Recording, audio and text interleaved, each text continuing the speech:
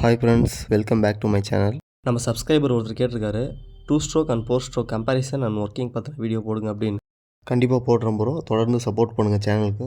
இதில் 2 stroke engine 4 stroke engine ரெண்டுத்தோட டயக்ராமும் இருக்குது. இது 2 ஸ்ட்ரோக் டயக்ராம்.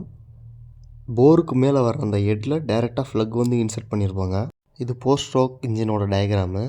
இதில் போருக்கு மேலே 2 வால்வு இருக்கும். ஒன்று பெட்ரோல் இன்சர்ட் வால்வு, இன்னொன்று சைலன்சர் எக்ஸாஸ்டர் வால்வு. சென்டரில் ஃப்ளக்கும் இருக்கும். இனி இந்த 2 இன்ஜின் எப்படி ஒர்க் ஆகுதுன்றதை பார்த்துடலாம். 2 ஸ்ட்ரோக்கில் பிஸ்டான் 2 டைம் மூவ் ஆகினாலே பவர் கிடச்சிரும். ஆனால் 4 ஸ்ட்ரோக்கில் 4 டைம் மூவ்மெண்ட் ஆனால் தான் பவர் கிடைக்கும். பெட்ரோலும் யாரும் கரெக்டான ரேஷியோவில் மிக்ஸ் ஆகி ரீடு வால்வு மூலிமா இன்ஜின்குள்ளே இன்சர்ட் ஆகும். இப்படி உள்ளே வர பெட்ரோல் டேரெக்டாக பிஸ்டனோட டாப்புக்கு போயிடும். இப்போ எரிபொருள் உள்ளே வந்தாச்சு. பிஸ்டன் இப்போ கம்ப்ரஸ் ஆக தொடங்குது.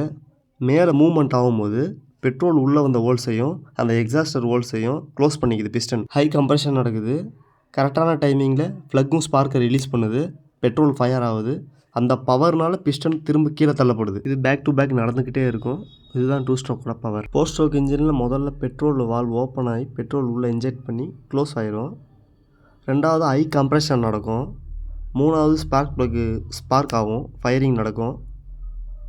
நாலாவதாக திரும்ப அந்த பிஸ்டன் மூவ்மெண்ட் ஆகும்போது எக்ஸாஸ்டர் கேஸ் வெளியே போயிடும். இந்த 4 மூவ்மெண்ட் பேக் டு பேக் நடந்து பவர் கிடைக்கும். 25/3/2026 அன்றைக்கி சேனலை ஓப்பன் பண்ணி முதல் வீடியோ போஸ்ட் பண்ணோம்.